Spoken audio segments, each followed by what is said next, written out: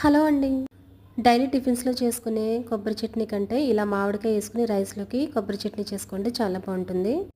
ముందుగా మామిడికాయని పీల్ చేసేసుకొని చిన్న ముక్కలు కట్ చేసి పక్కన పెట్టుకోండి. తర్వాత స్టవ్ మీద ప్యాన్ పెట్టుకొని కొద్దిగా ఆయిల్ వేసుకొని 1 టీ స్పూన్ జీలకర్రను 4, 5 పచ్చిమిర్చిని కట్ చేసి వేసుకోవాలి.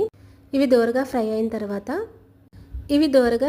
తర్వాత కప్పున్నర కొబ్బరి ముక్కలను వేసుకొని కొద్దిగా పసుపు వేసుకొని బాగా కలుపుకోవాలి.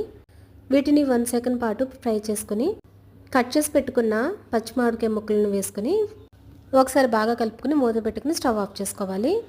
వీటిని చల్లారినాక మిక్సీ జార్లోకి తీసుకొని కొద్దిగా ఉప్పు, 4, 5 పొట్టు తీసుకున్న వెల్లుల్లి రేకలను వేసుకొని కొంచెం వాటర్ పోసుకొని గ్రైండ్ చేసి పెట్టుకోవాలి. ఇప్పుడు తాలింపు కోసం కొద్దిగా ఆయిల్ని వేసుకొని 1/2 టీ స్పూన్ ఆవాలను వేసుకొని ఆవాలు చిటపటమన్నాక జీలకర్ర, పచ్చిశనగపప్పు, ఎండుమిర్చి, కరివేపాకును వేసి ఒకసారి బాగా కలుపుకొని ఫ్రై చేసుకోవాలి.